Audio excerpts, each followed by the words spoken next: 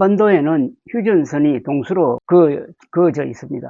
그리고 대한민국 안에서는 좌우라는 보수 진보라는 또 다른 장벽이 있습니다. 근데 최근에는 이 보수 안에 부정선거 음모론을 믿는 사람과 안 믿는 사람의 장벽이 또 하나 생겼습니다. 또는 윤석열의 비상계엄을 옹호하는 사람들과 반대하는 사람들 사이의 장벽도 있습니다. 4분 5열되었습니다. 최근에 이 4분 5열상은 그 책임이 윤석열 대통령에게 있습니다. 국민들을 4분 5열 시키고 있습니다. 그래서 남쪽에서 살면서도 보수 진보가 갈라지니까 서로 잘 만나지를 않습니다. 소통이 별로 안 됩니다. 오히려 한국 사람하고 뭐 어느 외국 사람들 사이는 괜찮은데 한국 안에서 이 이념이 다른 사람들끼리 만나면 더 서먹해지는 경우가 많습니다. 좌는 우를, 우는 좌를 잘 모릅니다. 그러다가 이번에 비상계엄 사태에 대한 생각이 계기가 되어가지고 조금 서로를 알아보려는 어떤 노력이 진행되고 있습니다. 왜냐하면은 이 보수 안에서 부정선거 음모론을 믿지 않는 사람은 부정선거 음모론을 믿는 보수보다는 부정선거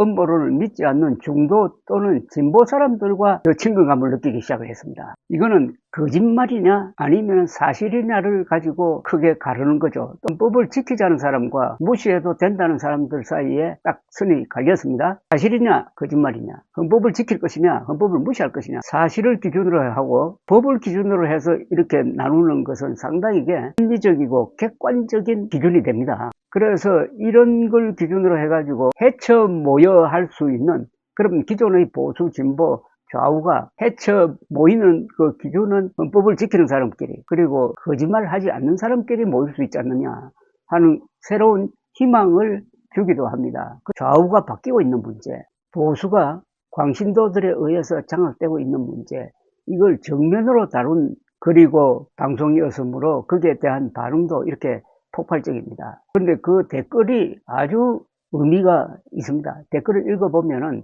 이 시대의 고민이 다 들어있는 것 같습니다. 그래서 댓글들을 몇 개를 소개를 하면서 저희 생각도 한번 보태볼까 합니다.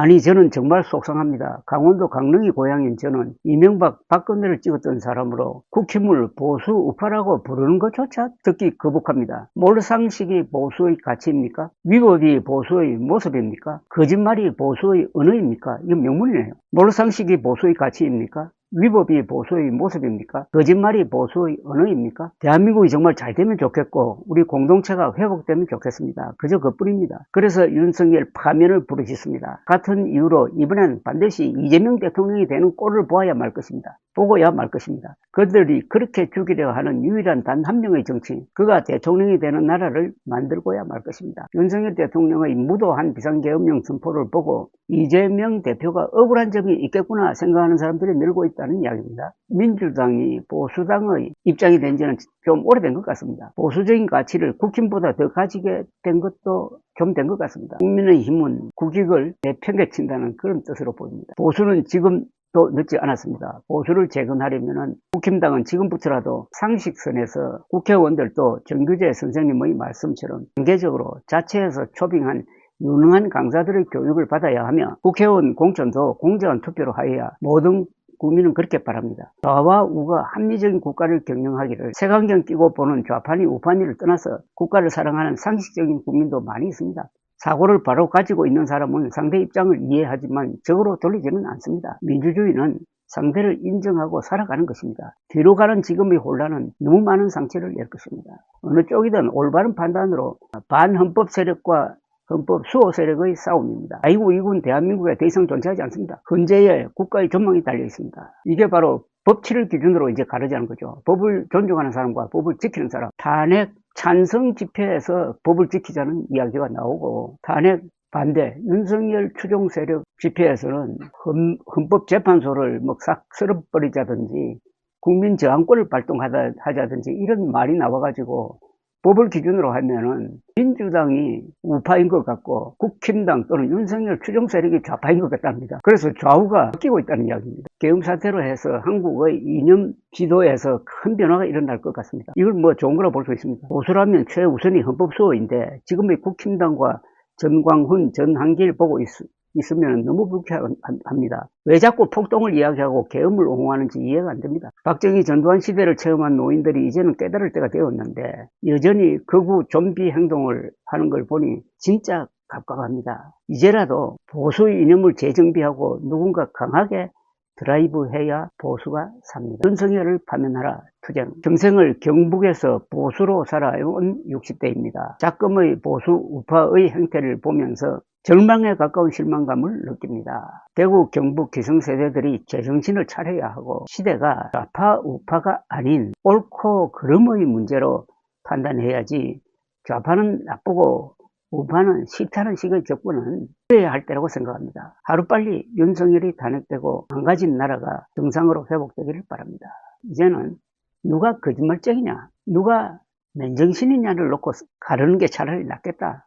좌우 이념 대결은 이제는 맞지 않는 기준이다 라고 이야기를 하고 있습니다. 명확한 증거가 수두룩한 판결마저 정치적인 계산을 하고 시간을 지연시키는 헌재에 열불이 나서 더 이상 안 되겠다는 판단하에 그래서 나왔을 뿐입니다. 다른 분입니다. 거구들 나라 부숴버리고 헌재 폭파시킨다는 소리가 끔찍합니다. 국민 상대로 협박하는 것 같습니다. 계란을 던지고 젊은 탄핵 찬성 집회 아가씨한테 차를 몰고 직진했다고 합니다. 하나님이 통치하는 신권 국가를 만들겠다고 탄핵 인용하면 대한민국이 피바다가 될 거랍니다. 모두 아시는 이야기잖아요. 역겨워서 들을 수가 없습니다. 제일 역겨운 건 그들 뒤에 숨어서 자기 살 길을 찾는 윤석열과 국힘입니다. 이런 과격 세력을 앞에 내세워놓고 뒤에서 제 살 길 찾는 게 윤석열과 국민의힘이라는 겁니다. 응원봉 집회를 좌파로만 보시면 안 됩니다. 중도에 있으며 언론의 거짓으로 진보는 무조건 포퓰리즘으로 바라보던 사람이 계엄으로 무장한 군대를 서부 시내로 보내는 것을 보고 번개를 맞은 듯 응원봉 집회에 나서고 있기 때문입니다. 군부 독재에서 대학생들이 곤봉을 맞고 시민을 향해 최루탄을 던지던 어린 시절 기억이 잘 살게 되면서 잊혀졌는데 12.3으로 그때 기억이 온몸을 감싸고 있습니다. 정말 윤통 내외의 이 나라 갈라치기에 앞장서서 이렇게 우리를 배신감으로 분등 터지게 만들었죠. 속상합니다. 참다운 보수와 참다운 진보가 경쟁하려면 두 가지 기준이 있어야 됩니다. 첫째, 법을 지키기로 약속을 해야 됩니다. 두 번째는 거짓말 안 하기로 약속해야 됩니다. 근데 지금은 법 안 지켜는 거짓말 하는 것을 부끄럽게 생각하지 않는 집단이 국민의힘과 일부 보수 세력이 되고 말았습니다. 나라가 정통이 아닌 사이비 세력에 끌려다님, 사이비 종교, 사이비 법조, 사이비 군경, 사이비 정치, 사이비 관료, 국민들이 깨어나지 않으면 사이비에 당합니다. 이미 찐 보수와 합리적인 계층은 국힘을 진작에 떠났고 남은 건 이익 집단과 극우 망상을 지닌 극우 신도들, 쓴소리 들을 생각하지 않고 자기 반성을 포기한 국힘은 극우들이 바라는 말만 하고 대변하는 극우당이 되었습니다. 국힘은 고쳐도 쓸 수 없는 존재로 전락하고 대구에 또아리를 튼 지역 군소정당으로 될 게 안 봐도 비디오인데 스스로 궁지로 들어간 국힘 의원들인데 극우 세력을 주도하는 유튜브는 진보처럼 취재하거나 그런 거 하나도 안 해서 컨텐츠 제작비가 안 들어요. 하루 종일 혼자 욕만 하고 떠들어요. 초청 농객조차 거의 없어요. 질이 떨어진다는 이야기. 기각되면 대한민국의 근간이 흔들릴 겁니다. 곧 70인 나도 거리로 나설 겁니다. 나라를 사랑하기에. 보수의 자리는 광신도를 거느리는 이단적인 종교단체와 극단적 파쇼 우파에 빼앗겼습니다. 이재명은 악마가 아니고 언론과 윤석열이 악마화한 겁니다. 악마가 어떻게 성남시장을 8년 성공적으로 하고 경기도지사를 훌륭히 수행했겠어요. 그 행보를 잘 들여다보시고 파악해보세요. 대한민국 현재 시점에서 대체 불가능한 정치인입니다. 국민을 행복하게 할 뿐입니다. 그를 알아보는 우리나라 국민들은 훌륭합니다. 선생님, 이번 사태로 나라 전체가 정화되는 기회가 될 수 있도록 중심을 잘 잡아주시면 감사하겠습니다. 주옥과 같은 글을 보내주신 분들에게 감사를 드립니다. 지금까지 봐주셔서 감사합니다. 좋아요, 구독 버튼 눌러주시면 감사하겠습니다. 구독 알림 설정해 두시면 다음 영상도 바로바로 보실 수 있습니다.